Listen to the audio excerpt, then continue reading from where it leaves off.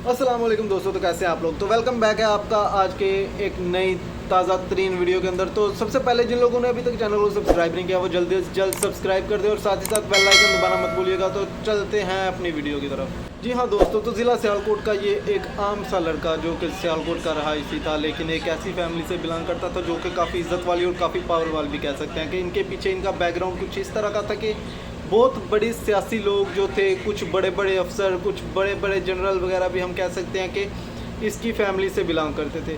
तो ये एक बहुत बड़ी फैमिली थी, लेकिन आगाज़ शुरुआत कुछ इस तरह हुआ कि इनकी ही फैक्ट्री में काम करने वाला मुलाजिम जो कि तकरीबन 10 से 15 साल से इसके वालिद के साथ काम करता था, और किसी एक छोटी सी गलती की वजह से इसके वालिद ने उसे, हम कह सकते हैं कि डांटा, मारा या कुछ भी। कुछ के मुताबिक है कि उसने बातें सुनाई कि उसकी इंसल्ट की, कुछ के मुताबिक हमने सुना है कि उसने उसे मारा, लेकिन हम इस बारे में कंफर्म नहीं है कि हम ये नहीं कह सकते कि उसने मारा या जो भी था।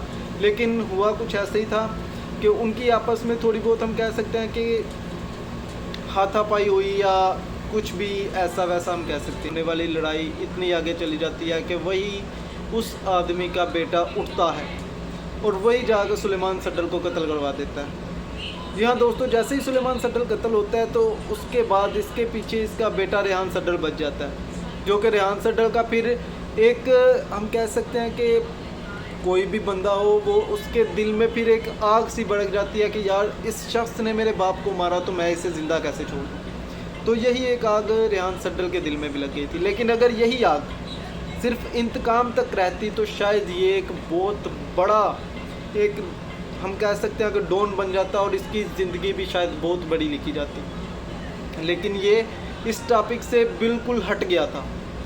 दोस्तों, जब इसके बाप के कातिल पकड़े गए तो उन्होंने क्या किया कि हम रेहान सड्डल से, क्योंकि रेहान सड्डल पहले तो कोई बदमाश नहीं था, कोई भी ऐसा वैसी चीज़ नहीं थी ये, लेकिन ये एकदम से ऊपर उठा। वो भी उस वक्त जब इसके बाप के जितने कातिल थे उनकी, जब एक हम कह सकते हैं कि पेशी के लिए वो कचहरी में गए हुए थे, और उसी दौरान रेहान सड्डल ने इनको सरेआम कचहरी के अंदर तकरीबन 7 लोगों को सरेआम कत्ल कर दिया। और उन को कत्ल करने के बाद सुलेमान सड्डल पे, रेहान सड्डल पे कोई भी किसी भी किस्म का मुकदमा दर्ज नहीं हो सका, क्योंकि किसी के पास प्रूव ही नहीं था कि रेहान सड्डल इधर है। दोस्तों, इधर से मैं आपको एक अहम सी बात बताता चलता हूँ कि अगर आपके साथ कहीं ऐसा होता है या हम देखते हैं कि कोई एक ऐसा मुजरिम है जिसने कुछ कत्ल कर दिया या कोई बहुत बड़ी उसने वारदात कर दिया, लेकिन उसी वारदात के दौरान अगर आपने, हम कह सकते हैं कि एक बंदे ने 8 बजे कत्ल किया और लोगों ने देखा, उसके ऐनी शाहद भी मौजूद हैं, और उसी 8 बजे के टाइम वही सेम शख्स जिसने कत्ल किया है वो किसी, हम कह सकते हैं कि किसी सरकारी इदारे में था, कि हम कह सकते हैं किसी हॉस्पिटल में था, और इधर भी सेम यही माजरा हुआ था। क्योंकि रेहान सड्डल के मामू जो थे, उसके कुछ मामू, हम कह सकते हैं कि उसकी रिलेटिव जितने भी थे, मैंने पहले भी आपको बताया कि ये बहुत पावरफुल फैमिली थी। तो इनके मुताबिक जब इस पे केस दर्ज हुआ तो उस केस में इसकी रिहाई इस बात पे हुई कि ये उस टाइम, जिस टाइम वो कत्ल हुए, ये भाई उस जगह पे मौजूद ही नहीं था। लेकिन कत्ल करने वाला भी एक यही शख्स था। सारी दुनिया इसको देख रही थी कि इसके ऐनी शाहद मौजूद थे, वो लोग जिन्होंने इसे ये कत्ल करते हुए, 7 कत्ल करते हुए अपनी आंखों से देखा, वो लोग बता रहे हैं जज के सामने। लेकिन जज इस बात पे यकीन दहानी नहीं था कर सकता, क्योंकि ये उसी टाइम एक हॉस्पिटल में एडमिट था कि उस टाइम, जिस टाइम ये कत्ल हुए। और इधर से इनकी ये लड़ाई शुरू हो गई, और जब ये 6-7 इसने कत्ल किए, उसके बाद इसका थोड़ा सा दुश्मनी, हम कह सकते हैं कि इसकी हो चुकी थी भोला सुनियारा के साथ। तो दोस्तों, भोला सुनियारा कोई आम आदमी नहीं है। आप जानते हैं कि इसने इलाका गैर में सबसे पहले अपना एक घर बनाया था। हालांकि इलाका गैर में जाके कोई भी बंदा अपना घर नहीं खरीद सकता, कोई भी गंदा, के जितने भी इश्तहारी होते हैं पंजाब के, जितने भी आपको इश्तहारी मिलेंगे, ये जब इधर से भागते हैं तो ये भागकर इलाका गैर में चले जाते हैं। लेकिन ना पंजाब में कोई ऐसा बच सकता है, और ना ही फिर जब ये उधर चले जाते हैं, उधर इनको बहुत ज़्यादा लोगों की ऐसी सपोर्ट मिल जाती है कि ये पहले एक छोटा सा नाम होता है और फिर ये छोटे से बहुत ऊंचे लेवल पे चला जाता है। और सेम इधर भी यही सीन था कि जैसे ही रेहान सड्डल ने ये 7 कत्ल किए, रेहान सड्डल फिर ताकत के नशे में पागल हो गया। पैसे का नशा पहले बहुत ज़्यादा था, पैसा पहले बहुत ज़्यादा था, और उसके बाद ये आहिस्ता आहिस्ता ड्रग्स की तरफ चलना शुरू हो गया।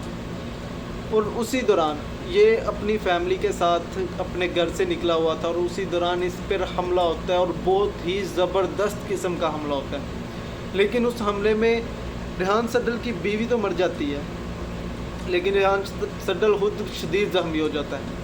और काफ़ी अर्सा ये हॉस्पिटल में रहने के बाद जब ये उधर से निकलता है तो ये और भी ज़्यादा होनहार हो के निकलता है, क्योंकि उसके बाद ये हर टाइम अपने साथ 20 से 25 इसके गनमैन इससे साथ होते थे। हर टाइम एट द टाइम इसके साथ 20 से 25 गनमैन होते थे। और ऐसा शख्स को कैसे सरेआम कत्ल कर दिया गया। कुछ लोगों के मुंह से जो हमने मैं कह सकता हूँ कि मैं खुद भी सियालकोट का रहायशी हूँ, तो मैंने जिन लोगों के मुंह से सुना हुआ है वो मैंने ये सुना है कि भाई इसका चौक में इसका खौफ इतना ज़्यादा हो गया था सियालकोट के अंदर कि ये जब कोटली लोहारा जिधर का ये रहायशी था, ये जब उस चौक में जाता था तो लोग अपनी दुकानें बंद कर देते थे। इसका नज़र जिस लड़की पे आ जाती थी ये उस लड़की को यरगमाल बना लेता था और अपने साथ ले जाता था। कि लोगों के मुताबिक हमने बहुत ऐसी बातें सुनी हैं कि इसने बहुत ज़्यादा लड़कियों के साथ जना किया, बहुत कुछ किया। लेकिन जब इसको पता चला कि इसका एक बहुत बड़ा दुश्मन मारा गया है, वो कौन था? बोला सुनियारा। जब इसे पता चला कि बोला सुनियारा मारा गया है तो इसने पूरे सियालकोट में मिठाइयाँ बांटी थी। और बोला सुनियारा का एक राइट हैंड भी हम कह सकते हैं, क्योंकि ये जितने भी हम देखेंगे ना कि ये बदमाश वगैरह जितने भी हैं, ये सबसे ज़्यादा इनकी दुश्मनियाँ किस बात पे होती हैं? भाई ये मेरा यार था, इसने मेरे यार को मारा, कि वो हमारे भाइयों की तरह था, इसने हमारे भाई को मारा। और उधर से ये इंतकामी दुश्मनी ये रह जाती है कि ये पहले खुद एक लेवल पे जाते हैं। फिर हम इस बात को ये भी कह सकते हैं कि शायद ये इंतकाम जो है ये लोगों को दिखाने के लिए है कि अगले बंदे को इन्होंने मारना होता है कि भाई ये इसने 3 कत्ल किया, मैं 4 कत्ल करके इससे ऊपर हो जाऊंगा। लेकिन कानून के हाथ बहुत लंबे हैं, कोई भी कानून के हाथों से बच नहीं सकता। चाहे आज या कल जो भी होगा वो मारा जाएगा, कि कत्ल करने वाला लास्ट पे कत्ल ही होता है। ये तो हमने एक शुरू से ही सुनते आए हैं और यही सच है। रेहान सड्डल ने 7 कत्ल किए और इसके अलावा भी इसने काफ़ी ज़्यादा ऐसे काम किए। ये चोरी डकैती से थोड़ा दूर था क्योंकि पैसा वाला था, पैसा इसके पास बहुत ज़्यादा था। लेकिन जब ये नशे की हालत में था, नशा करने लग गया, तो उसी दौरान ये सुबह का टाइम कि जो बंदा सन 90 की दहाई में प्राडो गाड़ियों में घूम रहा हो, वो सुबह के टाइम मोटरसाइकिल पे सवार हो के कोटली लोहारा की तरफ चल पड़ता है, कि अपने घर से निकलता है। इसका घर अभी मैं आपको बता देता हूँ कि ये वीडियो के ऊपर आपको नज़र आ रहा होगा कि इसका घर एक बहुत ही बड़ा, ये आप देख सकते हैं कि कितना बड़ा इसका घर है। और इधर से लेके ये आगे कोटली लोहारा तक जाने में तकरीबन ज़्यादा टाइम हम नहीं कह सकते कि 4 से 5 मिनट तकरीबन लगते हैं, इससे ज़्यादा टाइम नहीं लगता। लेकिन अगर आप यही देखें कि इतनी बड़ी इसकी हवेली है और ये हवेली अभी भी इसकी कोटली लोहारा में मौजूद है। आप अगर कभी आपका गुज़र हो, इधर से हैरमराला रोड से गुज़र हो, तो ये अभी भी आपको हवेली सड्डल हाउस के नाम से आपको ये मिलेगी। लेकिन इस हवेली का अब कोई फ़ायदा नहीं। इसकी फैमिली में से कुछ लोग हैं, चंद लोग बचे हुए हैं जो रहते हैं, लेकिन अगर देखा जाए तो सड्डल की फैमिली नहीं है वो, क्योंकि इसकी बीवी को कत्ल कर दिया गया, इसे कत्ल कर दिया गया।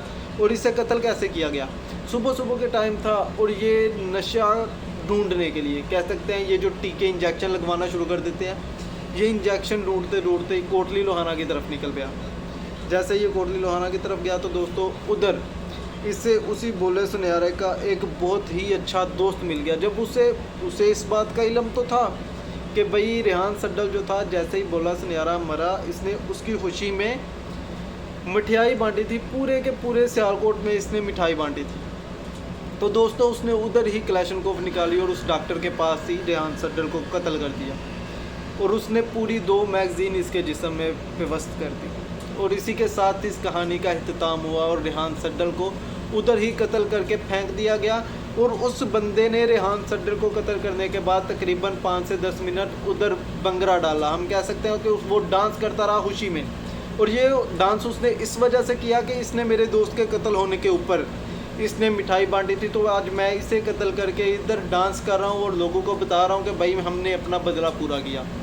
तो दोस्तों जितनी भी ऐसी स्टोरीज़ हमको मिलती हैं, ये हमें सिर्फ एक ही सबक देती हैं कि यार कभी हमने नहीं जाना, हम कभी भी इसका तयन नहीं करेंगे। तो ऐसे मामला से दूर रहें। छोटे मोटे लड़ाई झगड़े अक्सर किसी भी इंसान को बहुत ऊपर लेवल पे लेके जा सकते हैं कि एक वक्त पे इंसान कुछ भी नहीं होता और दूसरे ही वक्त पे इंसान किधर का किधर चला जाता है। तो हमारे साथ जुड़े रहिएगा। आज की वीडियो अगर आपको अच्छी लगी हो तो लाइक शेयर और सब्सक्राइब ज़रूर कीजिएगा। तो इंशाल्लाह मुलाकात होती है फिर नेक्स्ट